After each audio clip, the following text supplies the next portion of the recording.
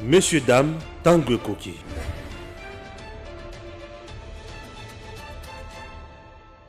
Messieurs, dames, bonjour. Vous êtes en République démocratique du Congo, Stéphane Balamwang, votre humble serviteur. Je suis là. Certains m'appellent Dizamadj. J'aime bien distribuer. Ma passe en or. Pourquoi pour Batoba Zobabi et qui peut gagner? Au moment où je vous parle, Adolphe Mouzito vient de clouer la Moka. Et les gens de Martin Fayulu ne veulent pas Koyoka Makambo Adolphe Mouzito Zolobate. Je me demande, opposition dans Mboka Nabisu, eza rancune, to eza koboya kaka kondimanyo siamalam. Mouzito oya dirigea déjà Premier ministre, ministre à lobby, et il y a eu des prouesses historiques. Mais Fayulu kout oya dirigea te. Seigneur, c'est compliqué. En dehors de ça, Kabila fait de tout son mieux pour encercler Félix. Bakatumbi, Fayulu, Matata, ils veulent encercler le président Félix. Mais bilan des Obama Bango. Le président à lobby na Côte d'Ivoire, il aime trop pleurnicher. Est-ce vrai ou faux? En dehors de cela, au niveau de l'Assemblée nationale, il y a un groupe de députés, des personnalités qu'on appelle G13. Ce groupe a proposé une loi électorale. Je dis bien, le groupe a proposé une loi électorale.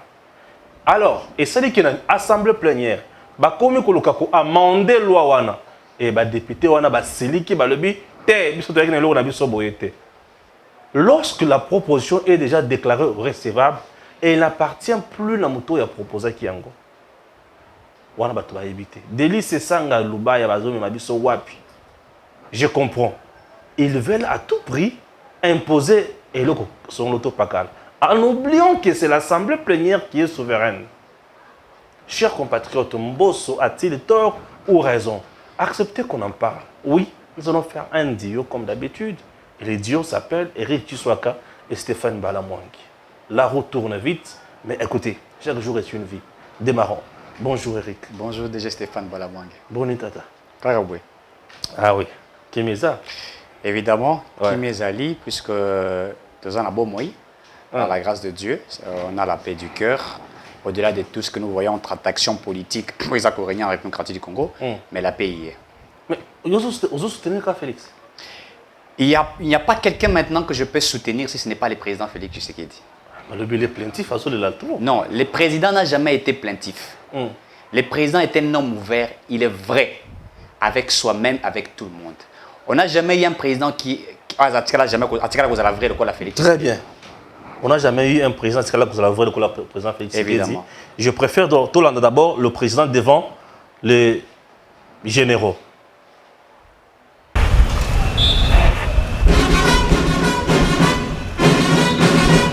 La motivation de la cérémonie de ce jour était bien fournie, autant que les honneurs militaires rendus au commandant suprême de forces armées de la République. Ce séminaire sur l'éthique et la déontologie vient répondre à un besoin pressant de lutter contre la culture d'immoralité qui s'est installée dans l'armée depuis quelques décennies et qui compromet dangereusement l'identité positive et l'intégrité du pays. Former les commandants pour qu'ils deviennent des modèles pour les hommes de troupe, c'est l'objectif que poursuit ce séminaire qui réunit tous les officiers militaires à renseigner le chef d'état-major général de forces armées de la République qui en appelle à une participation active. Le ministre de la Défense nationale et ancien combattant a pour sa part mis l'accent sur les codes de déontologie, autrement règlement militaire, vieux de 57 ans et qui nécessite une révisitation. Népotisme, affairisme, clientélisme ou encore favoritisme politique, Gilbert Kabanda a énuméré sans gêne tous les comportements anti-éthiques qui déplument l'armée. Le commandant suprême de forces armées de la République, lui, n'a eu besoin d'aucune figure de style pour transmettre sa pensée à ce séminariste. Il y a eu des informations qui me sont parvenues qui font état de combines entre certains officiers de nos forces armées et certains groupes armés. Des combines visant à se mettre ensemble pour combattre les M23. Je ne crois pas que ce soit la manière de faire pour combattre les M23. Je n'accepterai pas que des individus soient en train de sortir de l'éthique pour aller combiner avec des forces négatives afin de combattre d'autres forces négatives. Ce séminaire est l'une ou sinon la dernière opportunité pour les officiers qui piétinent l'éthique et la déontologie militaire de reprendre le bon chemin, a martelé le chef de l'État, Félix-Antoine Tshisekedi Tshilombo. Les résultats engrangés aujourd'hui au niveau sécuritaire ne sont pas à la mesure des efforts que nous avons fournis pour doter notre armée d'instruments nécessaires et utiles à son action. Cela ne va sûrement pas nous décourager. En tout cas, je ne suis pas de cette école-là de gens qui se découragent facilement. Je vais continuer le combat, mais cette fois, je vais m'attaquer à ceux qui sont responsables de ces contre-performances. Maîtriser les notions fondamentales d'éthique militaire et les règles déontologiques, être capable d'influencer positivement son environnement, réintégrer dans son comportement les règles de conduite vis-à-vis de la population et des institutions de la République, les attentes de ce séminaire sont vitales pour l'avenir de l'armée nationale. Bartholandi, chef de l'État. Ouais. Tokota Makambo, au chef de l'État, le but devant les généraux. Mais dis-moi, puisque parmi Makambo, sur le baki, mais c'est Kazalaki, au Bazo le baki plaintif, et au père le baki devant les généraux. Oui, le président n'est pas plaintif. Ok. Le président est vrai. Et pour la toute première fois en République démocratique du Congo, nous avons un président qui est vrai, qui dit des choses telles qu'elles sont, telles qu'elles existent. Le président, en fait, a mis la constitution en Boganabiso. Tshisekedi a yebi constitution. Les gens pensaient qu'on a un président qui devrait être comme Kabila. Parce que Kabila ne savait pas ses limites au constitution et Tchélaïe. Il ne les savait pas. Mais Tshisekedi connaît la constitution. Il maîtrise même la constitution. J'ose croire qu'il est devenu même lui-même constitutionnaliste. Puisqu'il connaît les limites. Quand le président a décrié, il a renseignement, il a la sécurité, il a la police, la militaire, etc. Il sait pourquoi le président a Bayango. Puisque le président n'a pas le pouvoir, la qualité, n'est-ce pas, de faire exactement ce que les ministres sectoriels doivent faire. Non, le président a une vision globale. Dans la vision globale, cette vision doit être matérialisée par son Premier ministre. Puisque lorsque vous lisez la Constitution, et le Bibouye, le président et le Premier ministre définissent la politique du gouvernement. Le président étant visionnaire, il donne sa vision au Premier ministre. Et le Premier ministre qui doit matérialiser, puisqu'il faudrait le dire, il a plus de responsabilités gouvernementales, même si le président siège au Conseil de la magistrature et qu'il préside, c'est juste pour l'orientation, mais c'est lui qui conduit même cette vision du président de la République, c'est le Premier ministre. Alors, quand il y a des défaillances, chaque ministre, c'est le Premier ministre, le patron du gouvernement, qui doit veiller sur ce qui se passe dans le secteur Nyonso. Il doit savoir, est-ce que le ministre de la Défense a est-ce que le ministre de la Justice fait ce qu'il doit faire? Est-ce que le ministre de l'Enseignement? Ça, c'est le travail du Premier ministre. Surveiller, observer. Le président de la République, lui, comme je venais de le dire, étant visionnaire, il donne des orientations. Il fixe l'opinion. Il éclaire la lanterne des uns et des autres. C'est fini. Mais le président est plaintif. Oh, mon Konzambo est plaintif. Non, il n'est pas plaintif.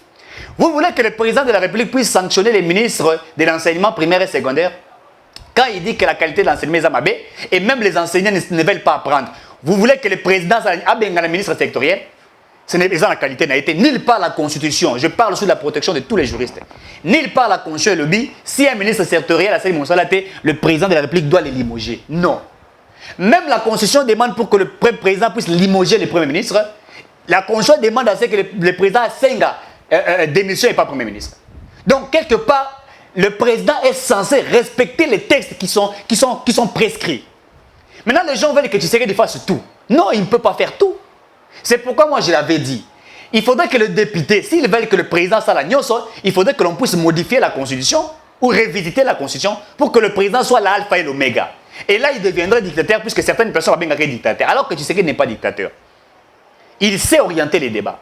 Quand le président parle de l'infiltration armée et que la police n'est pas professionnelle et qu'il y a certains militaires qui ne font pas Moussana Bangondengue Senghel, il n'a pas tort. Regardez ce qui se passe au niveau est de la République. Nous avons suivi Mukwege qui a dit que l'état de ses études est allé échec. Pourquoi certains appellent ça de l'échec? Puisqu'il y a complicité des Congolais. nos frères congolais, certains militaires qui participent na congolais. Et lorsque le président a initié la réflexion, comme Jaridi, il faudrait négocier avec les groupes armés, il faudrait une table ronde. Ça, ce sont, comment on appelle ça, certaines solutions que le président a tirées en place. Mais ce n'est pas exécuté à l'immédiat ou ce n'est pas appliqué. Pourquoi? Puisque certains Congolais sont des mèches avec ce qui se passe à l'est de la République. Maintenant, pour essayer à Colombo, qu'est-ce que le président doit faire? Il doit décrier pour dire voilà ce que moi je suis en train de trouver. Et maintenant, le ministre sectoriel devrait comprendre. En principe, si moi j'étais le Premier ministre, dans le discours à mon Konzambo que j'allais démissionner. Combien de fois Sama Lokonde ne répond pas à la vision du président de la République? Nous l'avons aujourd'hui. Certainement, nous soutenons l'union sacrée, mais nous disons que Sama Lokonde ne répond pas à la vision du président de la République. Puisqu'au sein de cette union sacrée-là, il y a des kabylistes. Quand je parle des kabylistes, c'est-à-dire des kabylistes purs, des kabylistes qui ont toujours avalé les sangs des Kabyles jusqu'à aujourd'hui, mais il aura toujours manqué là, c'est Kabila, et va continuer à bloquer mon Konzamboka. Donc, par là, j'aimerais simplement dire que le président de la République, étant garant des bons fonctionnements des institutions, il n'a fait que respecter la Constitution et il a dit ce que nous sommes en train de dire. C'est-à-dire que le président est aux côtés du peuple. Il dit ce que le peuple voit, c'est que tous nous avons vu. Et maintenant, lorsque lui il dit, en principe, le ministre sectoriel devrait comprendre qu'il y a un, ça ne va pas, et qu'il fallait ça de voies et moyens pour résoudre le problème. Toi qui n'as pas enseignement, qui ne sait pas que la qualité de l'enseignement est-ce que qualité d'enseignement est baby lelo? Qualité d'enseignement est bakala. Quand tu sais que devenir président, ta qualité d'enseignement est bébé. Mais lorsque le président de la République a fait ses visions et que les autres, certains ont été choisis des ministres, ces ministres ont-ils apporté la vision du président pour matérialiser en gros? Ils ne l'ont pas fait. Ils ne l'ont pas fait. Et c'est dans beaucoup de secteurs. Ce n'est pas certainement le président a parlé de l'enseignement, il a parlé de la sécurité. Mais s'il prenait certains secteurs, Azoneti pêche, Orlobani. Si le président dit que dans le secteur à pêche, il y a une catastrophe incroyable, vous allez dire que le président est plaintif? Mais il a raison de le dire.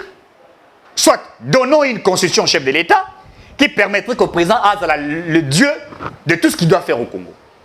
Tant que la constitution est à la limite, les gens doivent comprendre. La constitution est même au Congo des limites. Et le président Tshisekedi sait ses limites constitutionnelles. Il ne peut pas outrepasser. Il connaît que tel que je suis, c'est que les Américains disent le job description. Le président connaît ses job description. Il ne peut pas outrepasser ce qu'il doit faire. Si il doit faire quelque chose, il va laisser à l'autre de le faire. Et les gens vont me dire que quand le président voyage à Kenarba mission de service, etc., pourquoi il ne laisse pas au ministre des Affaires étrangères Yarossa Lago? Nous allons rappeler à ceux qui nous suivent que hier, le Congo, sur le plan international, n'avait plus de la valeur. Pourquoi? Puisque il fallait représenter Bokanabiso. D'abord, il faudrait le dire. Certains n'étaient pas des Congolais et certains défendaient leur nation. Certains, c'est-à-dire, ils n'avaient pas ce que nous appelons l'élégance, la rhétorique, l'art de convaincre, l'art de dire la vérité, l'art de vendre la République. Le président de la République a vendu la RDC autrement. Et aujourd'hui, on respecte la RDC sur le plan international. Et c'est par là que nous disons que le chef de l'État, il est le garant de bon fonctionnement des institutions. Le chef de l'État n'est pas un plaintif. Le chef de l'État voit ce que nous sommes en train de voir. Le chef de l'État est en train de décrire ce que nous sommes en train de décrire. Et par là, le ministre sectoriel devrait en principe exécuter. N'a pas son de Stéphane. Quand le président Lobakia Bokangaba port illégaux, est-ce que tu le Kangaba? Kangaba. On avait mis en place une commission, on a évité le rapport. Voilà. Est-ce qu'on-t-il respecté ce que le président a dit?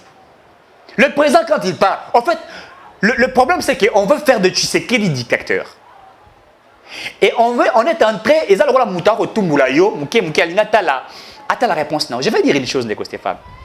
Je l'avais évoqué quelque part. Vous savez, un père, quand il a la politique de pardonner à chaque moment, il a la maîtrise de soi. Quand il veut agir, sa femme lui dit, c'est ton fils, il a la maîtrise. Mais quand ça outrepasse, quand il est tellement débordé, le jour où il prend une décision, même sa propre femme a cause de la difficulté, à quand même moi à cause de la difficulté, à quand même famille. Là, il décide automatiquement, ça s'arrête.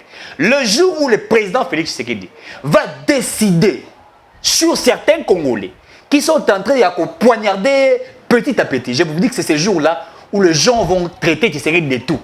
Très bien. Il a haussé le ton devant les généraux en séminaire. Oui. À lobby, je m'étonne. Il y a que Boza faible devant Kodeko. Oui. to bino nde mutu bozo ravitailler Codeco. Oui. Mais attention, mutu on a koyeuka que azana Codeco, azana M23 akozala bakolimbisa et tokolimbisa été. Ça, c'est un message fort qu'il a lancé aux militaires cette fois-ci. C'est un message fort que le président a lancé aux militaires, puisque Ndeko Stéphane, nous devons les rappeler. La guerre à l'est de la République, elle est d'abord une guerre congolaise. Nous l'avons toujours dit, avant que ce soit la guerre rwandaise organisée. Non, guerre commerciale. C'est une guerre commerciale. Ah, okay, c'est la première des choses. Deuxièmement, nous avons dit... Guerre des affairistes. Guerre des affairistes. Ah, voilà, d'abord, c'est le terme que je guerre cherchais. des affairistes congolais, d'abord, il faudrait le dire. Puisqu'avant que la guerre ne soit une guerre rwandaise, ougandaise, burundaise, elle est une guerre congolaise. Le Congolais participe dans cette guerre. Rappelez-vous, un président de l'Assemblée nationale l'a dit. Il a demandé aux députés nationaux de quitter les groupes armés. Si un président d'une institution comme Parlement a tellement à lobby quitter les groupes armés, il faut dire quelque part il y a quelque chose qui ne va pas. Ça veut dire que quelque part il est informé de ce qui se passe. Non simplement il y a certains députés, il y a certains ministres, il y a certains généraux, etc. des Congolais qui font partie. Certains militaires congolais qui participent même dans le combat congolais. Récemment, il y a eu à Djougou plus de 54 personnes bakouffées. On parle que de certains des mouvements Codeco de Saliango. Mais en réalité, c'est vrai que le Codeco y est. Mais les Congolais aussi ont participé dans ça. Pourquoi? Puisque Babomi, les Congolais, et si il y a exploité les minéraux, là oui, ça je crois quelques... Deux peuples et la même localité. Évidemment. Où est l'espace où il y a exploitation en minéraux. Évidemment. Voilà. Donc par là, Bomani et puis... Par là, nous comprenons, nous comprenons que, comme nous avons toujours dit, la guerre à l'est de la République, c'est une guerre minérale. Oui, bien sûr. Et parlant de Stéphane, lorsque nous avons dit, nous rappelons encore aux uns aux autres, il y a beaucoup de ces députés qui ne veulent pas aider le président Félix Tshisekedi. Bien sûr. Les paroles du président Tshisekedi voudraient simplement parler de l'infiltration au sein de l'armée. Je crois qu'il y a un homme sage qui a dit, un Brazzaville qui a dit, si l'armée ne sait pas mettre la sécurité, c'est que ceux qui sont censés mettre la sécurité, n'est-ce pas? Enfin, ce que je dis, si l'armée n'est pas capable de mettre la sécurité, c'est que les acteurs de l'insécurité sont au sein de l'armée. Ça veut dire quoi? Par là, le président veut simplement dire que cette armée est infiltrée. Cette armée ne permet pas qu'on réponde aux solutions du peuple. Carrément, moi j'ai compris que le président veut simplement rappeler à nos forces armées, il y a cause à la loyauté. Il y a qu'on comprendre qu'ils doivent servir la nation. Quand nous avons dit de Stéphane, que l'infiltration est allée et matiti n'a sommet à l'État. Dans le service ANR, vous avez les Rwandais et les Burundais. Dans la police, dans l'armée, nous l'avons dit. Quand nous avons soutenu la proposition du verrouillage des hautes fonctions de souveraineté, certains nous ont traités de tous les noms. Certains ont pensé que nous sommes canalisés sur un certain Katumbi, je ne sais pas moi qui. Alors que il y a un individu congolais qui a réfléchi, qui a compris qu'il fallait sauver notre pays. Dites-moi, Ndeko Stéphane, si aujourd'hui, nous mettons les généraux les Congolais des pères et des mères, dans l'armée, dans la police, etc., dans la fonction de sa souveraineté, et que si un Congolais commettait des crimes, tu vas en facilité à juger mais je vais éclairer la lanterne des uns des autres. Bosco Tangana, Bosco Tangana, Moussousso Yo, Bakanga Kayawa, nous avons demandé à Kinshasa. Le Rwanda a réclamé. Le Rwanda a dit que c'est un citoyen rwandais. Il faudrait les ramener au Rwanda pour la juger en Rwanda. Ça veut dire qu'un Rwandais au sein de l'armée congolaise commet de l'infraction, tue, pille, viole et il n'est pas jugé ici. Pourquoi? Parce que sa nation est interpellée. Mais lorsque nous avons dit verrouiller les hautes fonctions de souveraineté, afin que Mboka Cannabis soit géré par des Congolais, des pères et des mères, pour que nous arrêtions l'infiltration. Beaucoup ont refusé. Ils ont traité cette loi-là. Il y a tribalisme, loi Moko, il y a Louba, loi, je ne sais même pas comment je dois expliquer cela. Alors qu'en principe, le jour où nous allons appliquer la loi des pères et des mères, je crois qu'à 75%, nous allons résoudre le problème de l'Est de la République. Puisque l'infiltration est Ndeko Stéphane. Aux gens généraux, Babo Taï na Rwanda, mais Azako servir Congo. Moussou Azali, moitié congolais, moitié burundais. Il négocie avec les Codeco, il négocie avec les M23, il négocie avec certains mouvements criminels. Et vous allez voir, Mbo Cannabis, généraux Azako Tonga, immeuble à 18 niveaux, na Kinshasa. Tout se posé la question. Mbongango Azu Yango Wapi. Le président de la République a simplement demandé la loyauté. Et j'ose croire que pour être concernant la loyauté envers le chef de l'État, il ne faudrait qu'être Congolais de père et de mère. Très bien, être Congolais de père et de mère. Chers compatriotes, nous sommes toujours là pour vous informer. Nous continuons avec notre émission Siko. deuxième point. Le deuxième point, je préfère dans le niveau de l'Assemblée nationale. Oui. La loi électorale pose des sérieux problèmes jusqu'à présent, parce que le député, on a qu'à débattre sur ça, ma proposition qu'il y avait un groupe de députés qu'on appelle G13, et le G13 a une proposition de la loi électorale.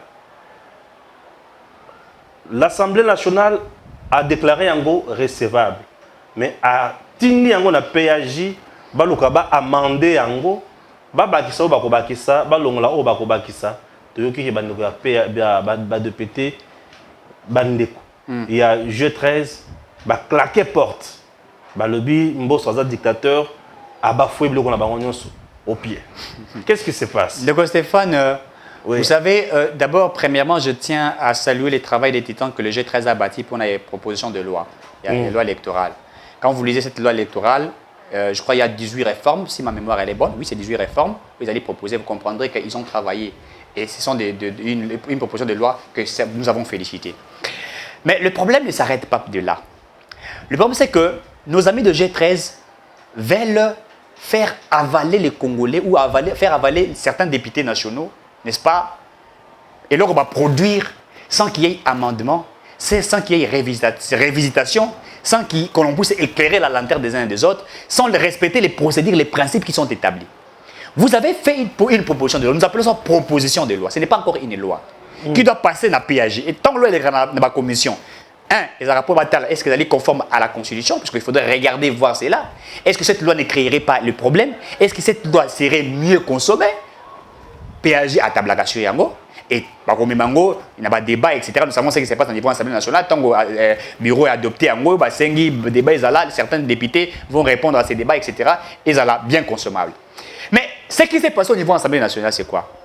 C'est que le G13 pour lui, c'est que ce qu'il a élaboré comme proposition de loi, telle qu'elle est élaborée, cette loi ne peut pas, pour elle, le G13, cette loi ne peut pas être, comment dirais-je, révisitée. Quand je parle de la révisitation, ça ne veut pas dire qu'elle change. On ne peut pas l'amender. Pour elle, on ne peut pas l'amender. Pour elle, on ne peut pas ajouter certaines choses. C'est-à-dire que ce qu'ils ont dit, on ne peut pas retrancher. On ne peut pas retrancher. Donc, c'est-à-dire que substance Nabango, ils veulent que cette substance-là reste intacte. Alors que vous ne pouvez pas venir, étant G13, faire avaler à tous ces députés qui sont là une proposition de loi, que vous ne voulez pas qu'il y ait un amendement, que vous ne voulez pas qu'il y ait une modification, que vous ne voulez pas que l'on puisse revoir si certaines choses peuvent passer ou pas. Noël Tchani, lorsqu'il a proposé sa loi ici, je venais de le dire récemment ici, il y a eu au niveau de l'Assemblée nationale, la commission APAJ, certains ont dit que cette loi demande à ce que l'on puisse modifier la Constitution pour que certaines choses puissent passer.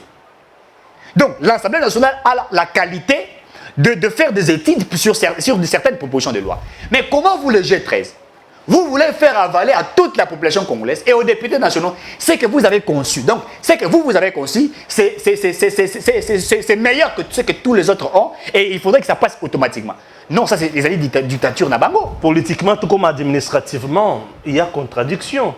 Pourquoi? Puisque sur le plan administratif, le fonctionnement de l'Assemblée nationale est connu. Évidemment. Le processus où Mobeko Esengeli Ezwa, pour comme Mobeko et Yebani. Évidemment. Mais G13, Aza, l'icolo, il y a assemblée plénière. Évidemment. Mais c'est l'assemblée plénière qui est souveraine. Évidemment. Je ne comprends pas pourquoi Bazo s'acharne, mais c'est bon. Nous avons été informés. Est-ce qu'il y a un goût sur roche? Voilà. Nous avons été de quoi? Les gens doivent comprendre. Nous avons été informés. Oui, vous avez suivi, comment il s'appelle? On l'appelle député, excusez-moi, ça peut choquer les gens, mais on l'appelle député porte-à-porte. Député porte-à-porte. Moutoumora Lobi a attaqué Rolian à Dubaï, a retiré jamais comme président de la République. Député Martin Fayoul. Je rappelle, Martin Fayoul a taillé. Il y a plein de G13. À ça, pas G13. Mais il y a ces gens. Non, à vous, c'est Jolanda qui a monté.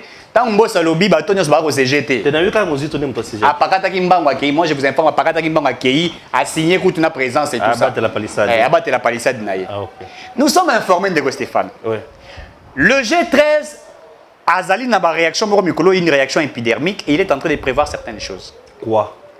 C'est que ces députés veulent avoir la CENI entre leurs mains. Ces députés veulent contrôler non simplement la CENI, même la Cour constitutionnelle. Et au-delà de ça, Ces députés, le G13, j'informe. C'est pourquoi je vous ai dit, je rappelle, j'ai suivi quelqu'un, je sais de son nom ici, M. Devos Kitoko, qui a rappelé que Moïse Katumbi fait partie du bloc patriotique, il faudrait le dire, hein, il faut dire en toute sincérité. Moïse Katumbi est dans le bloc patriotique et au même moment, il est au sein de l'Union sacrée. Mi-ange, mi-démon. Par là, j'aimerais dire, Juan de Stéphane, qu'il y a certains députés qui ont tablé sur la loi. Certainement, il y a des choses qui sont bonnes dans la loi. Mais il y a des pièges au sein de la proposition de loi. Il y a des pièges qui ont été élaborés. Et dans ces pièges, nous sommes informés qu'il y aurait des gens qui ont monnayé, qui ont mis des moyens pour que l'on puisse faire passer automatiquement cette loi par rapport. C'est pourquoi, quand le G13 s'agite, pourquoi? Parce qu'il y a révisitation de certaines propositions. Comme lesquelles? Très bien. Il y a Liboso. Vous allez vous rappeler la question Yassei. La question de Sey, nous nous sommes dit, quand Kabila avait proposé, à l'époque quand Kabila a proposé Yassei, par rapport à Sey, nous nous sommes dit, cette prime c'était important, pourquoi? Parce qu'il fallait éliminer certains candidats. Pourquoi? Parce qu'il faudrait les dire. D'autres ne sont pas des candidats potentiels, mais vous vous rappellerez à l'époque, ils ont été des candidats, etc. Mais il fallait faire, n'est-ce pas, faire une proposition, il y a une question à Sey pour effacer certains candidats. Quand vous regardez la proposition, il y a loi électorale, vous verrez que sur la question des CEI, on a révisité cela. Et dans cette révisitation, certainement on n'a pas tout changé.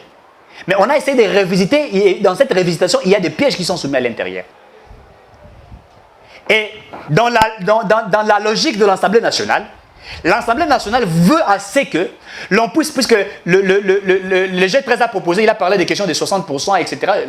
Il y a une dernière fois, j'en ai parlé ici, il a parlé de la révisitation de 60%. Au lieu que ça soit comme c'était à l'époque, vous allez vous rappeler à l'époque où nous avons parlé, question à de 1% et de 3%, il faudrait que votre plateforme électorale atteigne les seuils. Si la plateforme électorale atteint les seuils, même si vous êtes un candidat qui atteint 2000, 3000 voix aux infacitaires, alors que Moutoumoussa soit 7000, 10 000 voix, il n'a pas eu. Pourquoi? Parce qu'ils n'ont pas atteint.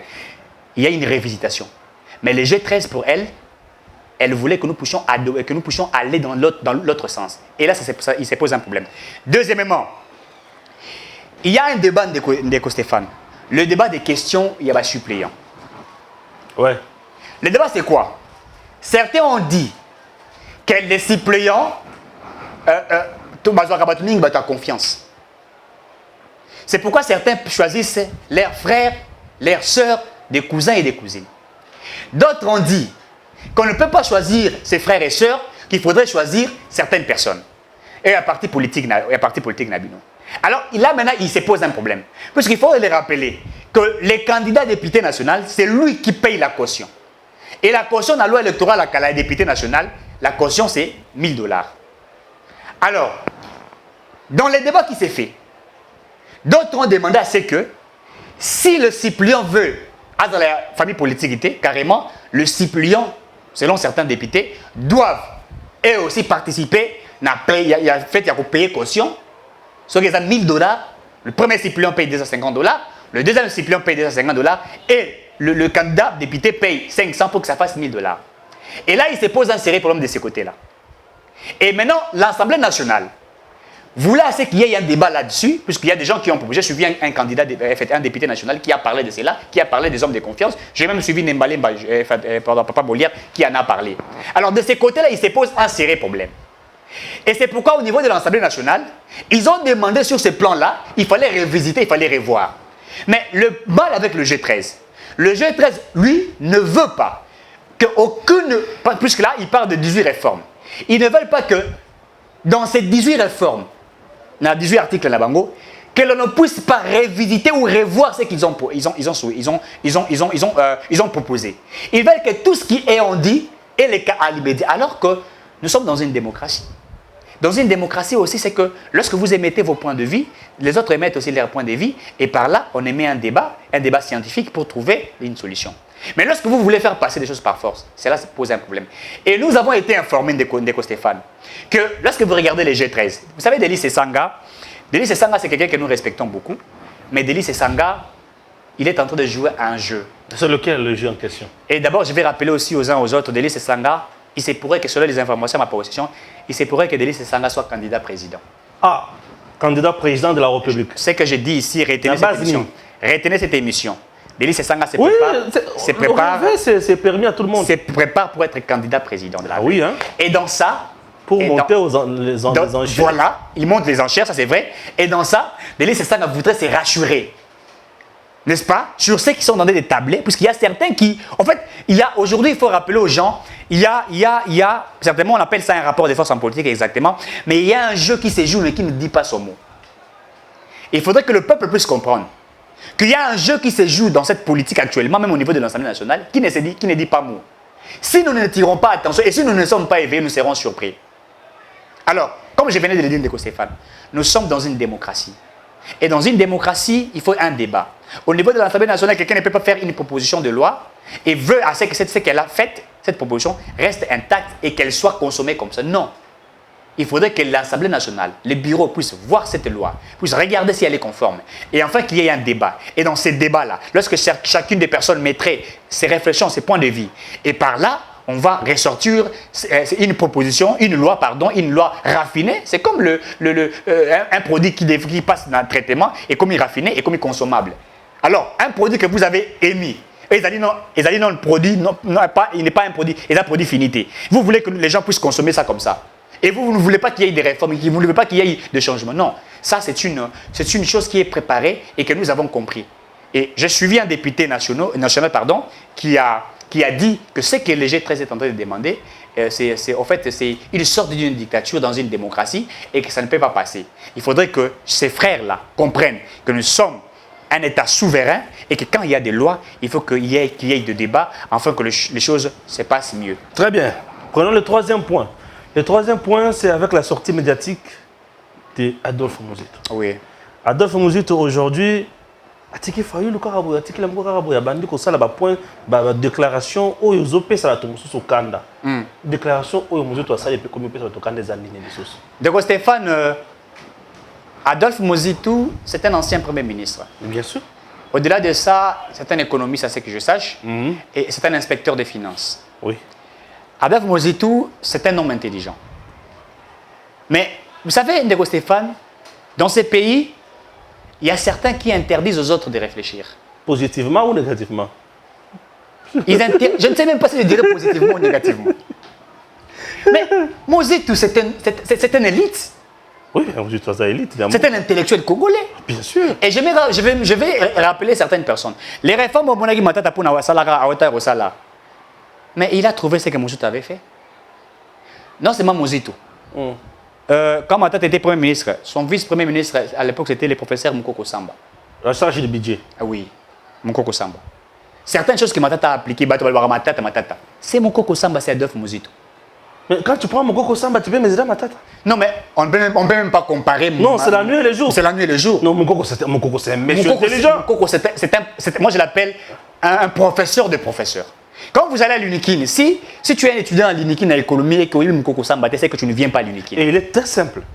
C'est un professeur. Je l'ai croisé un jour dans l'UNIKIN, dans le couloir. Oh, prof Mukoko, bonjour. Bonjour. Appelle même de quitter primature. Oui. Bonjour, bonjour. Est-ce que tu reçois le mouquet? Pas de problème. Oui. Tu viens dans le bureau avant de brûler. Je t'écoute. Le soleil, avant de sécher, tout s'équipe pendant quelques minutes. Ah, via le transport, ça va RTGA. Donc, je disais que Mukoko Samba, c'est un professeur de professeurs. Bien sûr.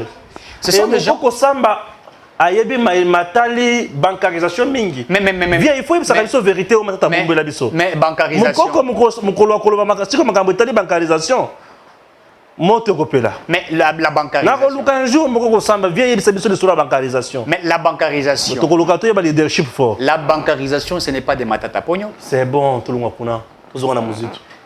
Voilà. Et donc par là, je disais que Muzito, c'est un homme intelligent qui a de l'éthique. Muzito a sali analyse scientifique, étant intellectuel, étant financier, étant économiste. Muzito a lobby carrément que la RDC n'est pas ce qu'il a été hier. Qu'il y a évolution, qu'il y a changement. Que la République démocratique du Congo a commis un budget il y a 10 milliards de dollars. Tshisekedi arrive président de la République, il trouve le budget de la RDC à 4 milliards, quelque chose de dollars américains. Et dans 3 ans, il réalise 10 milliards de dollars. Alors que dans la loi et la finance, exercice 2022, il a été proposé dans la loi budgétaire que tu récolté pratiquement 11 milliards de dollars en une année. Mais dans moins d'une année, le gouvernement congolais, par rapport à la régie financière, par rapport à la collecte au gouvernement, par rapport à l'IGF, nous avons totalisé 10 milliards de dollars. Le Fonds monétaire international aujourd'hui a renouvelé la confiance dans la Banque centrale du Congo, a renouvelé la confiance dans la République démocratique du Congo. Ils mettent des moyens, ils financent. La Banque mondiale le fait pratiquement. L'organisation et puis confiance à l'État congolais. Il dit qu'il y a un changement et que la RDC n'est pas ce qu'il a été hier. Est-ce que, comment dirais-je, M. Mouzitou a-t-il menti ou a-t-il dit la vérité? Mouzitou est un inspecteur de finances. Mouzitou a constaté. À ça, il y a une analyse objective et une analyse réaliste. Mais ce que j'ai été surpris, c'est que, comme Adolphe Mouzitou a un problème sérieux aujourd'hui avec Martin Fayulu, il faudrait le dire. Problème sérieux. Un problème sérieux au sein de la Mouka. Adolphe Mouzitou ne partage plus la même vision que Martin Fayulu.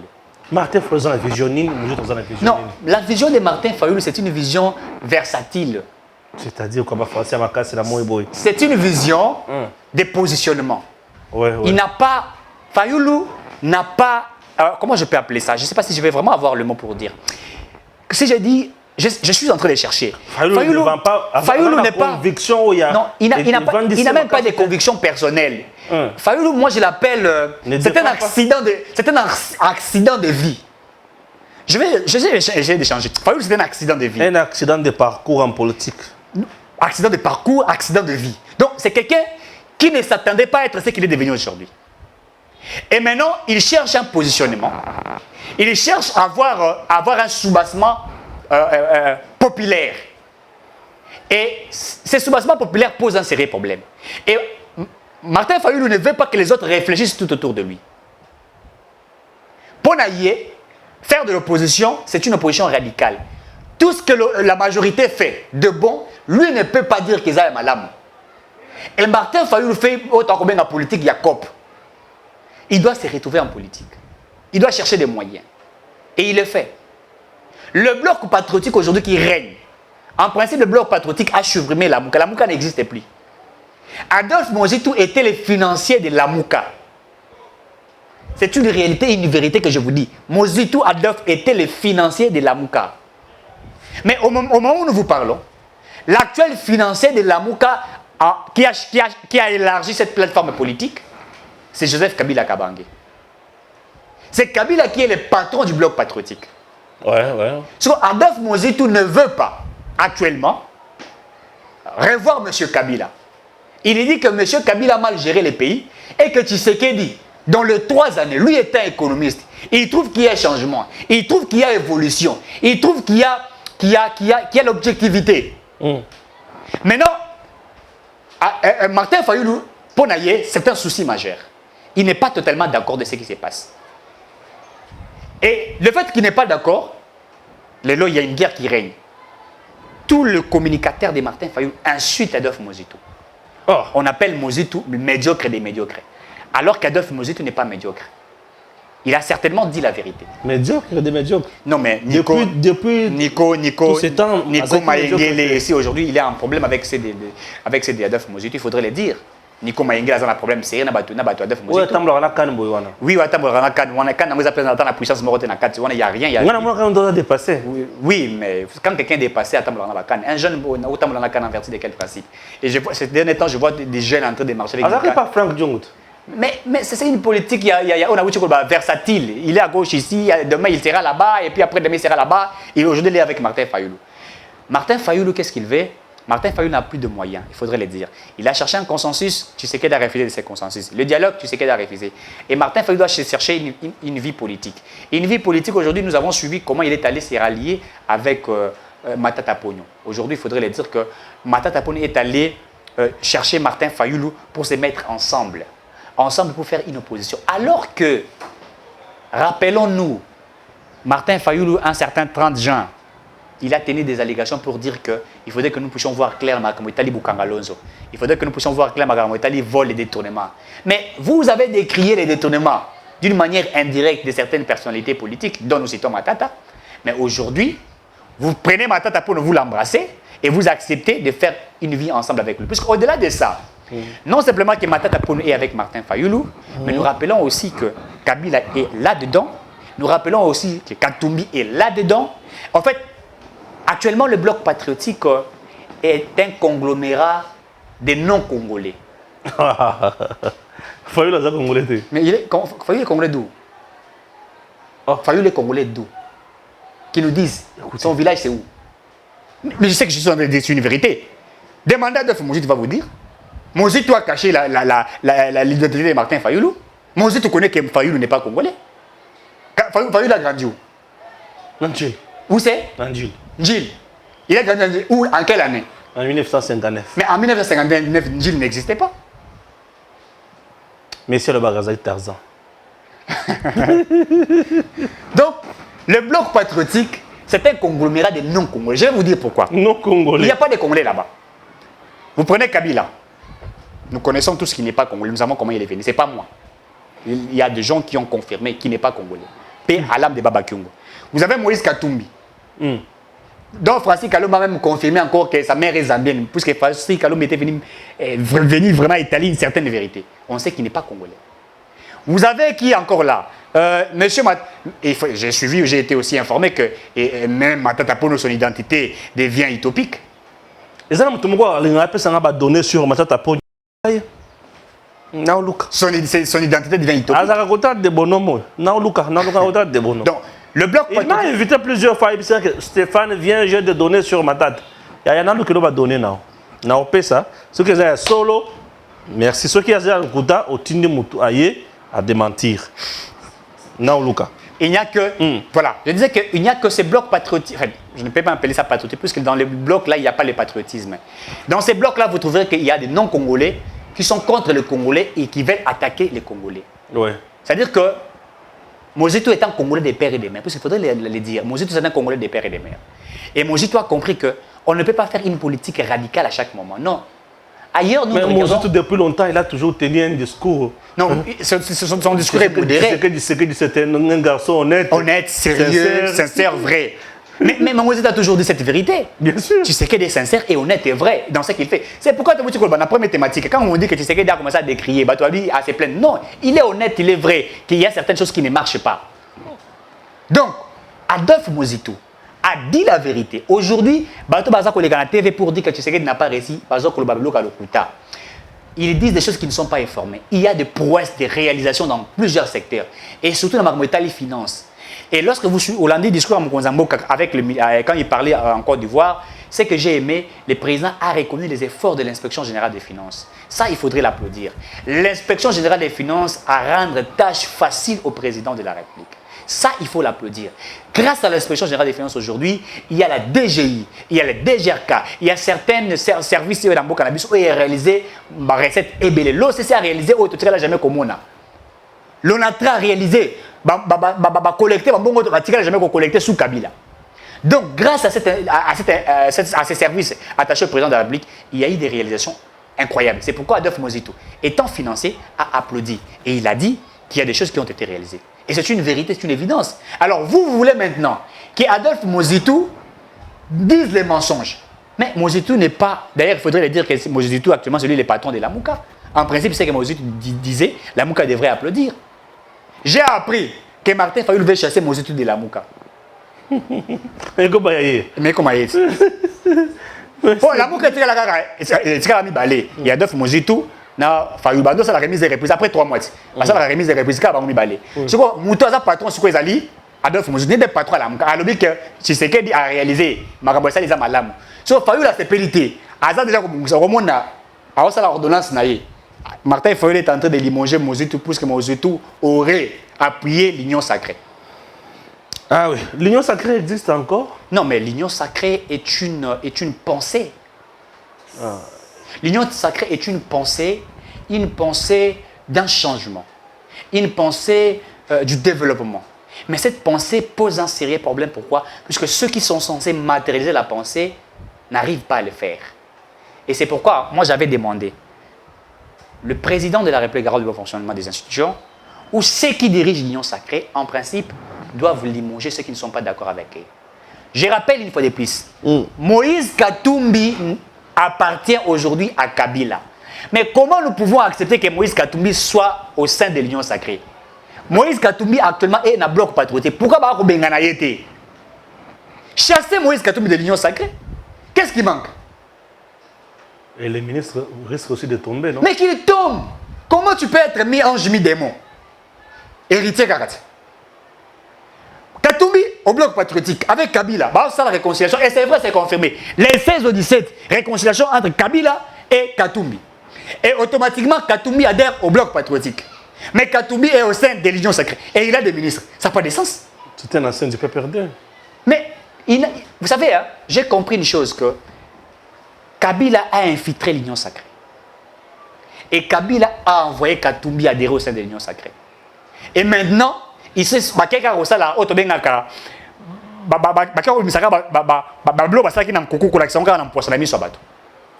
nous demandons à ce que l'on chasse Moïse Katumbi de l'Union sacrée. Puisqu'avant, à ça qui maintenant ça à Longwa, mais le coup la Longwa était bisoto Longwa to benganaye. Et le président pour le faire, il faudrait un remaniement. Il faudrait faire un remaniement pour que ce ministre qui sont les ministres de Katumbi tombe, qu'il parte. Puisqu'on ne peut pas accepter Ndeko Stéphane que Moïse Katumbi a soutenir Kabila, Moïse Katumbi a un bloc patriotique et que Moïse Katumbi a au sein de l'Union sacrée. Ça n'a pas de sens. Ça n'a pas de sens. Voilà. Donc comme nous avons émission, nous avons entretien, essayer un peu de répondre à une question qui n'a pas été posée. Ouais. On va vraiment poser, mais poser un côté, même thématique, où on va mettre alors le jour, mais la mettre en côté. Vous avez quand même 2-3 minutes. Essayez un peu de parler de quelque chose et puis on s'inquiète. Oui. Ce que nous sommes simplement en train de vouloir dire, c'est notamment sur, je vais rappeler sur cette affaire du ministre des Pêches. Hein. Il faudra essayer un peu de rappeler, puisque aujourd'hui, il se pose un problème dans le secteur de la pêche. Il faut le dire que le président de la République, Félix Tshisekedi, avait brandi devant l'opinion nationale et internationale que Azwaki clé pour enrouler ça va Congolais. Il faut le dire. Partout où je passe, je fais passer ces messages. Mais il y a le ministre de Pêche qui a bloqué le président de la République. Soyez le lot congolais, à quoi cité, c'est à cause du ministre de la Pêche. Je parle ici, je rappelle à ceux qui nous suivent que l'actuel ministre des Pêches a bloqué un homme congolais, M. Akili Fataki. M. Akili Fataki, c'est la personne qui avait élaboré un business plan où a remis le président de la République Memo le 7 mars 2021 à Kinkole. Mais le M. Akili Fataki, de côté, le ministre de la Pêche a collecté Batounaye pour la pêche depuis a collecté Batouana. Batikala jamais qu'au pêcher mbisi, Congolais Batikala jamais qu'au lien mbisi. Alors que dans le projet de M. Akili Fataki, selon ce qu'il avait fait comme projection, il dit que lorsque nous exploiterons les poissons, nous serons capables de récolter pratiquement 100 milliards de dollars l'an. C'est-à-dire que le secteur de la pêche, ils ont la capacité, le lot ça va Congolais, n'est-ce pas, par an, et il sera 100 milliards de dollars. Alors, nous sommes surpris de voir qu'une telle personne qui a apporté un projet pour le président de la République, pour toute la nation, ce monsieur a été empêché. Et ce monsieur, au moment où nous vous parlons, j'affirme qu'au moment où nous vous parlons, Tilelo, on ne sait pas retrouver M. Akili Fataki. Azananda Kunaete, Ponda Kunae Panza, et M. Akili Fataki, Azana Brousse. Azako Batama. Pourquoi? Puisqu'un ministre sectoriel, Atali Makambouya Pêche, il est en train de s'attaquer à un individu congolais qui n'a simplement pensé pour changer le Congo. Mais on est en train de l'attaquer. C'est pourquoi nous voulons demander à ceux qui nous suivent de pouvoir aider cet homme. M. Akili Fataki est menacé. Il est menacé pourquoi? Puisqu'il a simplement cherché à aider le Congo. En aidant le Congo, un ministre, je ne sais pas soit un ministre, mais j'ose croire qu'il faut à la ministre soit Yakatumbi. J'ose croire, puisque ce que nous avons assisté maintenant, c'est une catastrophe. Le monsieur est menacé et nous demandons à ceux qui nous suivent, aux autorités de la République démocratique du Congo, de sauver la vie de cet homme. Il s'est battu. Il a réalisé une chose importante. Le président Tshisekedi connaît la personne en question. Le président aurait même demandé à commission de travailler pour trouver des moyens pour les Sabah congolais. Mais on l'a écarté des côtés et on a mis certaines personnes. C'est pourquoi nous sommes en train de demander à ceux qui nous suivent, si les messages ici passeraient au président de la République, que le président de la République puisse regarder ce qui est en train d'être fait et que l'on puisse arrêter cette hémorragie, puisque le monsieur, au moment où nous vous parlons, on ne sait pas les retrouver. M. Akili Fataki, il n'est pas identifié. C'est-à-dire qu'on ne sait pas où il vit actuellement. Pourquoi? Puisqu'il est en train de subir des menaces. Et ça, c'est salir l'image du président de la République et c'est aussi salir, n'est-ce pas, la vision du président de la République. C'est bon. Merci. J'espère que tu l'as dit, message naïe. Ndengi ya pesi concernant ndeko oyo apesaka makanisi mpona koloba mbisi Congo batu yanko baza banzambe a juin bakoma na Congo bato bayimisaka batu pema bakoma na Congo bato soki olobi bango basepeli te balukisi yo. Merci beaucoup bozala kaka mais il faut boyeba ke boza mabanga te plus population bozala na pasi plus bino bokota na insécurité c'est ce que vous oubliez. Ce qui population azo vivre malamu bino boko vivre pe malamu. Chers compatriotes, que Dieu bénisse la République démocratique du Congo. L'Institut supérieur du développement rural Tchubashi est un établissement d'enseignement supérieur public de grande renommée dont les résultats ne sont plus à démontrer. Il est sans conteste un véritable atout pour le développement. Cependant, l'ISDER Tchubashi a toujours des problèmes de bâtiment. Après plus ou moins 40 ans d'existence, il doit cesser d'être sous-logé comme dans le passé ou d'être locataire comme dans les cas présents. À l'instar de l'ISDER Bukavu, il doit absolument disposer d'infrastructures propres et dignes d'un établissement supérieur officiel d'importance capitale pour le développement de la province, voire du pays, faute de quoi il ne saurait efficacement répondre à la mission qui lui a été assignée dès sa fondation. En 1979, sur les cendres du centre préuniversitaire de Kananga est créé l'Institut supérieur de développement rural de Kananga, et sur l'initiative de fait Monseigneur Martin Léonard Bako Lewailunga, archevêque métropolitain de Kananga. 3 mois à peine après son ouverture, il est fermé pour des raisons d'ordre financier et budgétaire. Mais ses biens et son personnel, hérités du centre pré-universitaire de Kananga, furent consignés à l'ISP Kananga. Je suis secrétaire général académique de l'ISDER Tchubashi et j'assure l'intérim du directeur général. L'ISDER est un institut public donc, créé par l'État qui a fonctionné dans les bâtiments de l'État. Et entre-temps, nous avons acquis une concession à 7 km d'ici, à Mwimba, où nous avons construit 2 auditoires et un espace bureau qui peuvent contenir chacun plus ou moins des 100 étudiants. Et là, nous avons un espace pour la pratique. Et nous avons également une concession à Tchubashi, plus ou moins 5 hectares, où nous allons surtout pour la pratique, les champs, l'élevage, la pisciculture. Nous étions jusqu'il y a peu dans les complexes Athénée, où nous avions nos auditoires. La plupart des auditoires nous avions trouvé et d'autres que nous avons réhabilités ou construits. Mais depuis l'année passée, il y a un projet de la Banque mondiale avec la province qui voudrait réhabiliter tous les complexes Athénée. Alors de la sorte, on a demandé à tous ceux qui étaient dans ce bâtiment, il y avait l'UPECAN, l'Université pédagogique, nous-mêmes, ISDER et plusieurs écoles secondaires dans le complexe Athénée, nous a été demandé de sortir parce qu'on doit réhabiliter les bâtiments. C'est ainsi que depuis cette année académique, nous sommes partis de là et nous avons loué cet espace les temps que nous construisions nos auditoires à Mwimba. Oui, ça fait d'ailleurs une de nos valeurs. Nous avons 15 professeurs, docteurs à thèse dans différents domaines. Nous avons 4 ou 5 professeurs, docteurs en sciences agronomiques. Nous en avons presque autant, docteurs en sciences sociales, donc sciences économiques, sciences sociales, sciences politiques. Nous avons un docteur en théologie, en philosophie et 3 docteurs en théologie. Le chef des travaux? Nous en avons 28, je pense, je ne me trompe pas, et nous avons également 46 assistants de premier mandat et de second mandat. L'État nous a assigné comme rôle de former de techniciens en développement rural à 2 niveaux. D'abord des gradués en développement rural et des licenciés en développement rural. Et pour cela, nous avons plusieurs filières que nous avons organisées. Traditionnellement, nous avons des licenciés ou des gradués en organisation sociale, en planification régionale, provinciale et régionale, en administration rurale, en technique rurale. Nous avons ajouté de nouvelles options comme la gestion, administration de projets, développement et environnement,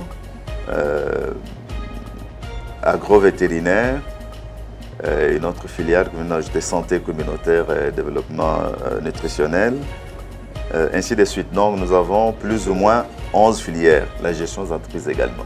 Message clé, l'ISDER Tchibachi est un établissement d'enseignement supérieur public de renommée dont les résultats ne sont pas à démontrer. Okay. Et dans la société, nous rendons un grand service. La plupart des ONG de la place sont animés par nos anciens étudiants, les organismes internationaux qui viennent, qu'il s'agisse de la Banque mondiale, de ceux des Nations Unies ou étatiques ou para-étatiques, engagent volontiers nos anciens qui sont un peu partout. L'ISDER Tchibachi est un atout pour le développement. Plus ou moins 40 ans d'existence après, l'ISDER Tchibachi doit cesser d'être sous-logé ou locataire. Il doit, à l'instar de l'ISDER Bukavu, disposer d'infrastructures propres dignes d'un établissement supérieur officiel d'importance capitale pour le développement de la province, voire du pays. Quelles sont vos préoccupations à l'heure actuelle qui constituent bien sûr votre plaidoyer? Nous sommes préoccupés par les bâtiments. Nous avons un problème de bâtiments. Là où nous étions, nous avions un peu plus d'espace. Ici, nous sommes suffisamment coincés. Et nous sommes aussi, pour parler des bâtiments, nous aimerions quand même avoir un appui pour construire plus rapidement si l'État n'est pas capable de nous céder des bâtiments. Il y a beaucoup de problèmes dans la ville pour ça. Et au moins nous aider à construire. Par nous-mêmes, nous pouvons construire, nous avons déjà construit ce que nous avons fait. Cette année, nous pouvons par nous-mêmes aussi construire peut-être un auditoire ou deux, ça dépend. Comme nous avons de plus en plus d'étudiants, il nous faut maintenant des auditoires de 400 étudiants, 400 places. Donc ça nous demande un peu plus de moyens. Nous aurions quand même voulu que l'État, qui est organisateur de l'enseignement, nous aide à construire plus rapidement des bâtiments. À notre rythme, nous pouvons aller par un auditoire ou deux par an. Or, nous avons 5 promotions et nous avons, quand nous subdivisons en filières, nous avons besoin de plus de 20 auditoires. Donc, très bien. Et là, nous risquons d'attendre 20 ans, alors que si l'État nous aidait, peut-être en moins de 5 ans, nous pouvons être capables de bien placer tous nos étudiants. Ça, c'est du côté enseignement, mais nous avons aussi du côté administratif. Nous avons un personnel de plus de 100 personnel administratif. Et là, il nous faut aussi de l'espace pour ces gens-là. En plus des auditoires, je pense qu'avec notre site, si l'État nous aidait à avoir un home pour les étudiants, parce que nous sommes en dehors de la ville, c'est 7 km, et sans moyen de transport, les étudiants ils vont avec peine. Donc, pour le moment, ce sont les finalistes que nous avons placés à Mouimba pour des raisons stratégiques. Un finaliste ne va pas abandonner. Il est en 3e graduat ou en 2e licence, tandis que les débutants, nous les gardons en ville pour question de facilité. Mais si nous avons un home d'étudiants, de filles, des garçons, une restauration, je crois que ça nous faciliterait la tâche. Et même le milieu aussi les plus propices à l'enseignement. C'est calme, il n'y a que les chants des oiseaux qui nous dérangent. Tandis qu'ici, en plein centre-ville, on est à côté de marché, on est à côté de tous les bruits de la musique, des églises, et de tout le monde. Parfois, l'enseignement perd sa qualité à cause de l'environnement. Donc, notre environnement là-bas est meilleur et nous ne demandons que de l'appui pour nous aider à aller vite, pour mieux construire et construire plus rapidement. L'ISDER dispose déjà d'une concession à Mouimba, 32 hectares capables d'accueillir des infrastructures nécessaires à son fonctionnement. Ces infrastructures, dont le coût est estimé à 10 millions de dollars américains, comprennent entre autres 15 auditoires, une bibliothèque, un amphithéâtre, 15 bureaux, des ateliers de pratique professionnelle et un hangar pour l'entreposage d'équipements. Les dites infrastructures peuvent, et comme c'est le cas dans les autres provinces, être financées par le FPI dans le cadre de son programme de subventions. Notre appel pathétique pour doter Isder Tchibaji des infrastructures propres à la taille de sa renommée est lancé au président de la République, à l'autorité de tutelle, son Excellence Monsieur le ministre de l'Enseignement supérieur et universitaire, ainsi qu'à toute personne de bonne volonté.